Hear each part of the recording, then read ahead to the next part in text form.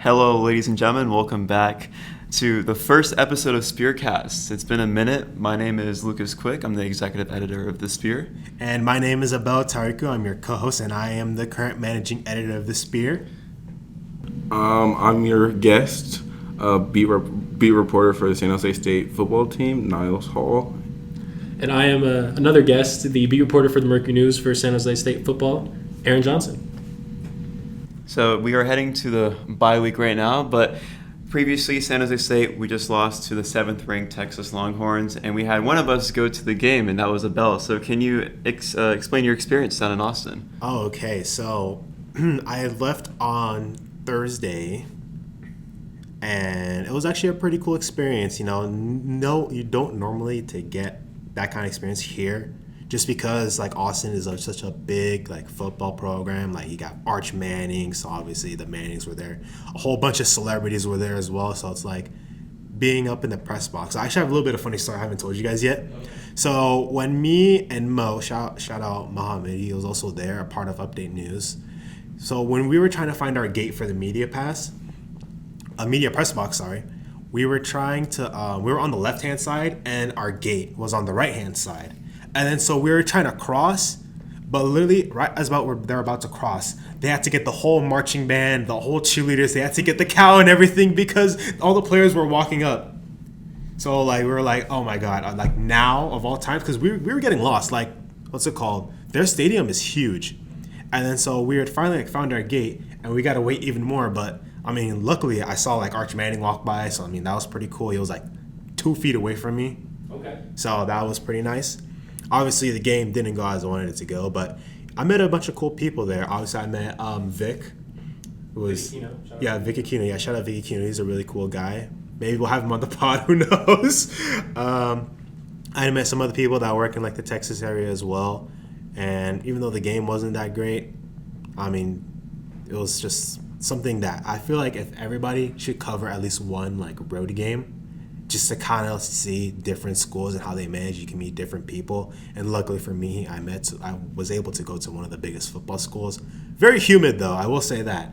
It was very humid. And even that game, it was raining. In the middle, the second and third quarter. I remember Mo, he was actually down on the field while it was raining. So he was actually on the field getting B-roll and getting pictures while it was raining. So he had to come back up to the press box to be dude, the rain was so bad. But besides that, everything was actually really cool. And was it worth the $600? So $600? $600. So I was waiting for credentials to officially get approved, and it didn't get approved till Tuesday. It took a while because I myself, I was looking at going to Texas probably about 3 weeks to a month prior to the game happening, but knowing that credentials was going to take some time to get accepted through, I knew that tickets were going to be more expensive. So ultimately, I decided not to go. But I'm glad you had the experience. But going back to that loss, it was 30-7 loss. The Spartans did cover the spread. I think they were about 5 touchdown underdogs, about 36 and a half points. Yeah, it was about 36 and a half. So they now sit 0-2 to open up the season. They currently have a bye week. Their next game is not until next Saturday at 2 p.m. against the Idaho Vandals. So for Niles and Aaron, I wanted to ask you guys, because this team did have a relatively large expectation going into the season. They had an easier schedule. Walker Eagle's your guy. So considering the disappointing start to the season for the Spartans, what's your overall evaluation and what they can improve on for conference play? Well, I'll say one thing. The offense has not started out with the firepower that we expected, especially last year with Nash and Lockhart having the type of seasons they did.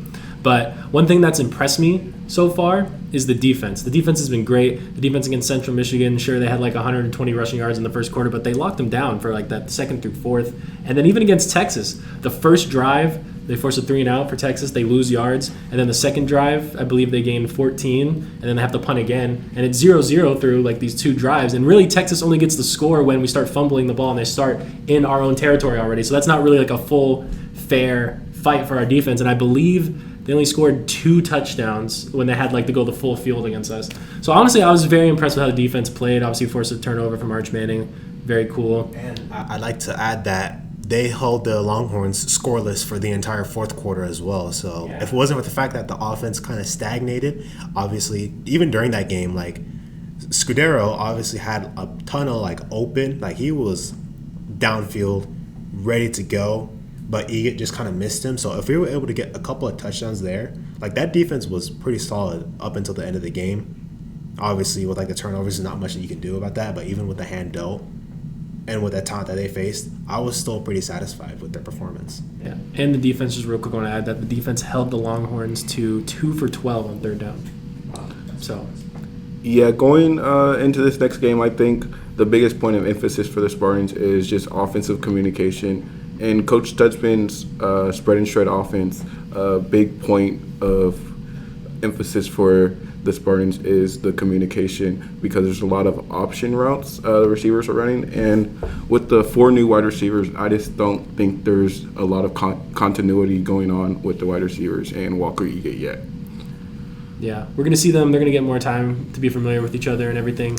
And hopefully we'll see the crazy numbers that this offense has put up and every time Stutzman's put into play at his previous stops.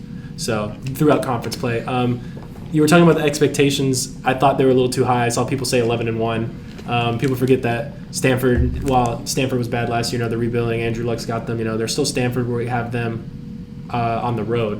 And then plus Hawaii's good this year. Their quarterback has been very good. So I never really bought into the 11-1, but I still think this team is going to compete in the Mountain West. I think it's just a tough start. The Central Michigan game is going to hurt us in the long run. I definitely think that, but I don't think it's time to panic. This team can still compete. We play a lot of the weaker teams in the Mountain West. I think this team will be competing for Mountain West and for sure get a bowl game. That's what I think. I actually did write an opinion piece on that. You can go to thespearsjsu.com to check out our website to read all of our reporters' game recaps, opinion pieces, and feature stories. That's a great way to do a little self-promotion for the Spear. Yeah, Spartans lose 16-14 to Central Michigan. That was just such an impactful loss for the team. And even during the post-game conference, me and Niles were there, and you were there too, Aaron. And I don't want to take an indirect quote from Sky, but I do remember Sky saying that it is one of the worst losses he's experienced as athletics director for San Jose State. It was one of those games where there was a lot of promise and excitement going into it, and it almost felt like the crowd got deflated not even halfway through the first quarter in, because they had over, I think it was 98 rushing yards, if I'm not mistaken. Yeah. They were just running all over us, and the offense just had so many miscues and turnovers, which still continues to be a problem with Texas's game as well. But yeah, it was just that you kind of got a hint that this season might not go the way that people anticipated. And I agree with Aaron. I think the expectations were a little bit too high. We did have Nick Nash and Lockhart. They were both terrific last season. Nash with the Triple Crown winner.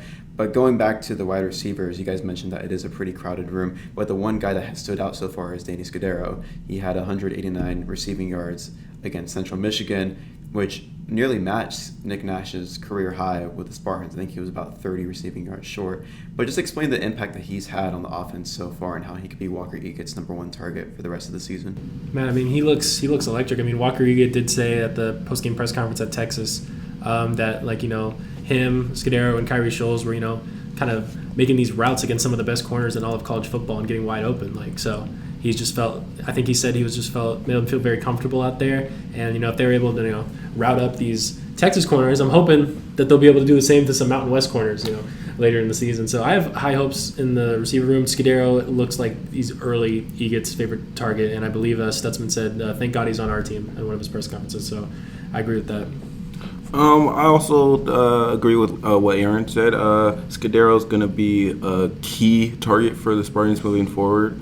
And, that's all I have. Watch out for Kyrie Scholes. He looked very good in the Texas game also. Yeah. And also Tuli Tagovailoa-Amosa, he's gotten a lot more reps than I think I thought, because when I was for the Mercury News, I wrote, here's my plug now. For the Mercury News, I wrote an article about the wide receiver room coming into the year and talking to everyone. No one said his name as a guy that was going to get minutes. It was pretty much everyone else that has gotten minutes, and then except him, whether it's probably because Malachi Riley went down and then Coleman was a little shaken up. He didn't have a snap in the Texas game. But first 2 games, Tuli he's actually got a lot of snaps. He's made a big 17-yard catch against Texas, and he looks pretty good out there too. So that's another guy I think is going to get a lot more work. I definitely think that the wide receiver core is something that's just lightning that's waiting. Oh, I'm sorry, I didn't know. Hey, episode zero. All right, we're still working on our chemistry, but I did want to add a comment. I did ask Walker about how many weapons that he had: Kyrie Scholes, Scudero, Leland Smith. There's so many receivers, and that's where the comment was saying he felt very comfortable. It's just that there's so much fire in that room, just so much fire in that offense. And there just needs to be a way in order to control it, because that's kind of the main issue. It's just that it kind of like lightning, like there'll be a flash of brilliance, and then the next thing you moment, like it's a 3 and out. Like Walker isn't able to get the ball out, or either misses a guy, or there's a miscommunication that results in a turnover. So it's just like that's probably the most main thing that I am worried about going into the Idaho game. Luckily, they do have a bye week, but it's just the main thing is that like Ken Walker finally kind of get that monkey off his back, because I know there's still some people to this day saying that Emmitt Smith should still be on the team. Emmett Brown. We're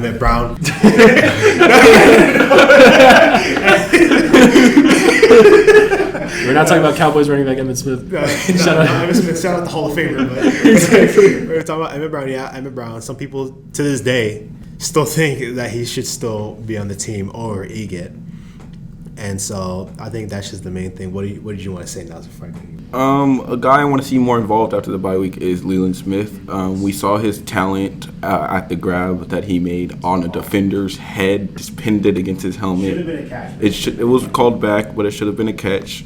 We saw his talent, and I think he could really elevate the offense. He's a big target for Egit, and he can make really athletic plays. Yeah. I think he could fit into that Justin Lockhart role last season. I think that we have yet to see Leland Smith unleashed. We haven't seen Walker Egit fully unleashed yet.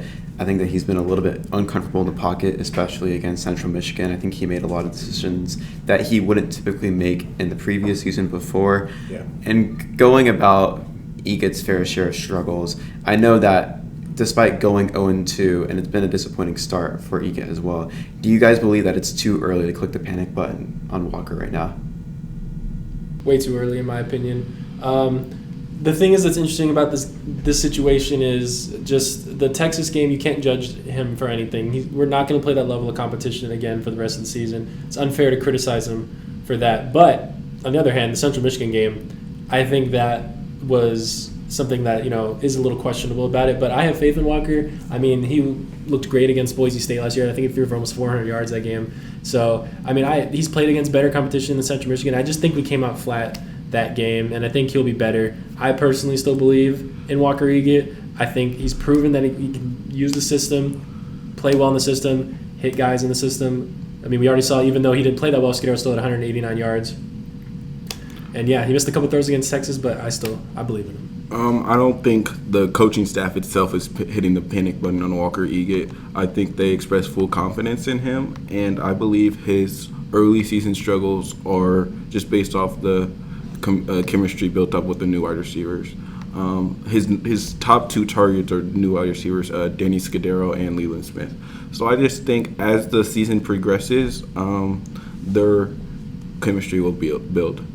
Yeah, I agree too. Egit, just a little information stat for you guys. Obviously, I think we all know this, but Egit has turned the ball over more than he's thrown or rushed for touchdowns through the first 2 games. And currently, his quarterback rating is just 31.7 through his first 2 games, which is 107th in the nation. Last season, it was 59.2. So despite all these ugly statistics on Egit, I also believe that I think it's too early to click the panic button on him. It's a new offense. I think the running game was a really positive aspect of the Texas game. I think they had like 86 rushing yards, a little over 80, which was a big step up compared to the Central Michigan game. So I think that's a good thing to take. And that was forward. the only touchdown that they scored that game. It was who was it?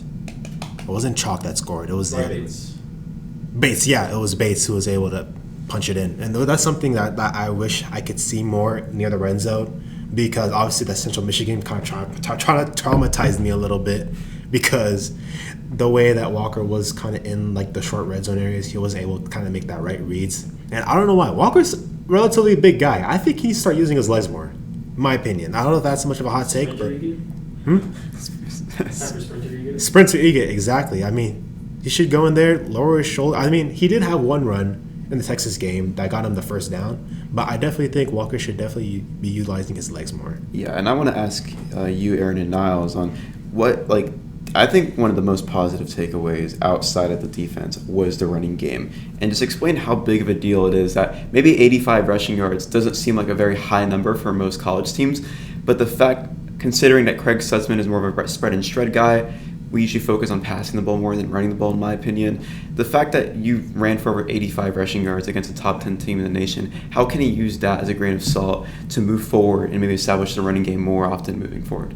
Yeah, I mean, I think when his offense, I feel like last season sometimes the running game felt like a little neglected, and it was cool to see it get some attention during the Texas game. Jabari Bates, Coach Ken said in the postgame press conference that was not even part of the game plan to get him any action at all, just Chalk fumbled, Radcliffe fumbled, and they said next man up, and they let Bates get some action. So it was cool to see that. I hope that'll continue throughout the rest of the season, because as much as it is entertaining to watch a spread and shred when it's cooking, I remember last season it really felt like there would be the Stutzman, this was his drive. It would be, all right, hand the ball off the chalk, 3 yards. Every single play for the rest of the drive is a pass, no matter what position we're in. So that's kind of what it felt like. I feel like there was at least like 10 drives that were like that last season. So I hope to see the run game going. Hope to see the run game get a little more love in that system. And I think this was a good stepping stone to do it against, a ranked team in the SEC. I don't think it was all positive with the running game, to be honest. The early 2 fumbles by Floyd and who else was it? Lamar Radcliffe. Those really made us lose that game, to be honest. Along with Walker Egan's interceptions. It put us behind on points early, but the running game was able to get together later in the game, which I will give. No, yeah, I agree. I think takeaways have been just probably the biggest issue for San Jose State right now. I think it was, 5 takeaways against Texas, 4 or 5. And just a lot of early takeaways, too. I think it was it me, or did Texas score 4 touchdowns in 5 minutes, was it? I believe so. Yeah. Because it was like turnover, touchdown, and then another turnover, another touchdown, another turnover, another touchdown, like literally back to back. Yeah, that's what killed us. And then, like I said, it made the defense have to stop Texas like within like 30 to 40 yards like the whole time. And then they scored on like the first 2 plays they scored on the first play after one turnover was in the first 2 in the other one, so quickly out of hand. Yeah, short field is gonna be something to look forward to with the Spartans. I believe that we've given our opponents a lot of points, and due to turnovers and stuff like that. And then I think now it's time to probably address the most glaring weakness of the Spartans so far, and that is the special teams, specifically the kicking game. Dennis Lynch has obviously struggled with field goals. He is 0 for 4. Just that, how important is that? Because obviously he missed one of the field goals in Central Michigan. I think it was like a 29-yarder, 20 to 30 range, where that could have put them up by like 2 with like a little bit left to go. And even then, the offense tried their absolute best to try to get him downfield, and he had to attempt like a 59-yarder, which he ultimately did miss. And he missed another 2 against Texas, which actually could have given them the lead, because the Spartans could have jumped out first to a 3-0 lead early in the first quarter. They got into field goal range, and he just could not get it to go. It's just like, what is happening? Like, how do you approach an issue like this? It's tough, because looking back at that Central Michigan game that Lucas brought up earlier, that Sky, who's the director of PR for San Jose State football, if you don't know, said that was the worst loss of his time doing that position for the team. Coach Ken directly said in the press conference that this was one of his worst losses of his career, and really that if Dennis Lynch hits that field goal with that 33-yarder, if he hits that, SJC wins the game and they're 1-0, and we're like, man, I can't believe we won that. But he misses it, 0-2, and 2 missed field goals against Texas. I mean, it's rough, but actually looking into it for another article I wrote for the Merc, plug. I like how you say it's not the Mercury News, just the Merc. The real fans call it the Merc, All right. Shout out the Merc. Anyways, Mercury News. So that Dennis Lynch actually basically struggled with short-range field goals at his time at USC, which is why he lost the job. So he went just 9 of 17 on field goals between 30 and 39 yards. Wow, that's disgusting. But he went 10 for 10 on field goals within the 40 to 49 yard range. How is that possible? I don't know. So, and that's why he lost the job at USC, and then eventually caused him to hit the transfer portal and come here. So it seems like he's still struggling with the short range field goals for whatever reason. I mean, he also hasn't made a 40-yard one either this season, but it's tough. Yeah, maybe we need to keep him within 40 yards. But overall, I think kicking is more of a psychological game. I believe once he missed those first 2 kicks around against Central Michigan, that he was just lost his confidence. And I believe that the coaching staff should just pour as much confidence as him as possible. His 32-yarder against Central Michigan, it was deflected a little bit by the Central Michigan special teams. It was still a low rider of a kick, but it did affect the result of that field goal, I think. I rewatched highlights and listened to the broadcast on Fox Sports 1, and I'll take their word, and this is not my word, but they said that the field goal did get partially tipped, and that might have resulted in why. Yeah, I mean, it's so difficult to be a kicker in the NFL, NCAA, high school, wherever it is. It's just, yeah, I agree with Niles. It's a mental game, and I think it's, you can't give Dennis Lynch too much slack for Texas. I mean, considering that you're going into a stadium that had about 100,000 Texas Longhorn fans. That stadium was pretty loud. Yeah, I mean, I can't imagine how loud it is. So I don't expect someone who's playing in the Mountain West, and I know he played for USC last year, but like what Aaron said, he wasn't the starter. So this is a new experience for Lynch to play in such a large crowd. So I think that could have affected him for sure. I'm not writing it off yet. I think it's a big concern. That's something that needs to be fixed immediately, because sure, we played a not a very clean game of football against Central Michigan, but if you make at least that 32-yarder, we're sitting at 1-1 right now, and maybe the concern is still at a marginally high level, but maybe not as high, considering that we beat Central Michigan for the first game of the season. Yeah, also down the stretch, we're going to be in a lot of close games, so I believe it's just going to be important that he makes his kicks. Yeah, I mean, the one good thing is that currently our schedule is probably one of the best schedules. Like, we don't have to face UNLV, we don't have to face Boise State, and 4 out of the almost half the teams that we faced in the Mountain West had a bottom 5 defense last year. So that is probably the one thing that is looking forward to us, because last year we also, just a little preview to my story, you can check that out. Yeah, another plug. We were leading the league. We led the entire Mountain West in passing yards, passing touchdowns. That's our main thing. So if you go up against bottom 5 defenses, obviously our defense looked pretty good. So I don't know if we need to worry too much about that side of the ball. We just kind of need to worry about more on how consistent can our offense be. And if they can stay a little bit more consistent with their next matchup against Idaho, then I believe moving forward, I think this team could probably, I don't know if they'll win out, but I think they could win, say, probably get like a good streak, like a good winning streak, maybe like 7 to 8 games. Are you saying in a row or just like on the season? Let's see. If they face Idaho and then New Mexico, Nevada, Stanford too. Then. Oh yeah, Stanford there. I mean, I think we can beat Stanford. I think so too. We beat them last year, but it was still really close. And this time we're in Stanford, so it's going to be a challenge. So I think honestly they could probably go the next 4 or 5 games in a row like completely undefeated. Realistically, I mean, on paper, I think so. Maybe I'm a little delusional. What do you think, Lucas? Am I too delusional?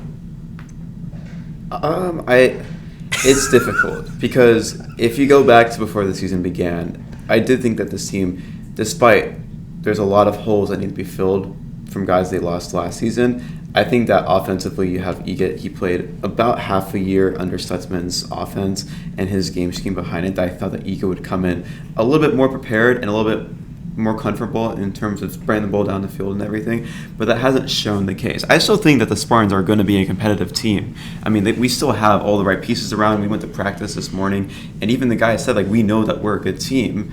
It just hasn't shown on paper necessarily. I know Jaws said that. Like, he said that we have a good team, so he's not particularly worried in the outcome of what can happen moving forward.